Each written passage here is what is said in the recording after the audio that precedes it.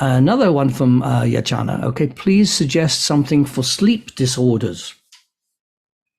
Okay, my client has never slept on time as she suffers from OCD, obsessive compulsive disorder. Until she is done with her kitchen cleaning, she will not sleep, no matter how late it is. Well, Yashana, she hasn't got sleep disorder. She's got OCD. The reason she's not sleeping is because she hasn't completed the tasks that she feels compelled to complete. If she doesn't have OCD, she'd actually sleep because she wouldn't be lying there worrying that she hasn't completed something. So really the therapy she needs is not therapy for sleep disorder, it's for OCD. And so no two clients are the same, but let's just give you a little bit of background here with OCD.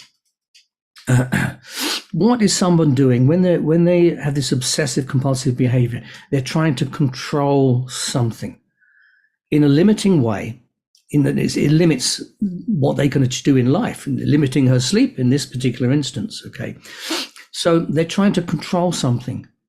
And so why would you want to control something? Out of fear. There's some kind of fear of something.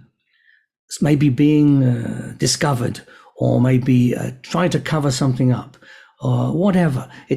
Guilt comes into it as well sometimes. There's a component of guilt, and there's fear of being found out, things like this. And of course, this can go way back to childhood. So you really need to do some exploring maybe back into the past there, to find out where this first happened, where and when it first happened, the OCD. And then start maybe getting the unconscious mind to communicate initially with ideomotor signaling. Ideally, you want the communication between you and the unconscious mind without the filter of the conscious mind.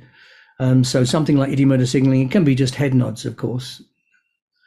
An unconscious head nod is very slow. It's not, that's conscious, that's very slow.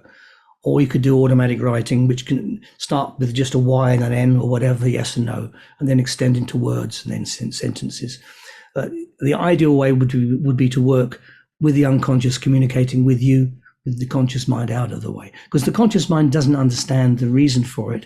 It just only knows it has to do this particular behavior. So it's very difficult to negotiate with the conscious mind around it. You can initially, just to see how severe it is, this is what I often do with OCDs, find out how severe it is.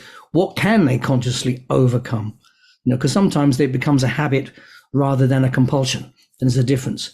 And so they can overcome it to a certain extent. So sometimes I will give them tasks, for example, just to test how far they can actually help themselves before working with the unconscious. So that's what I suggested you do, Ichana, there.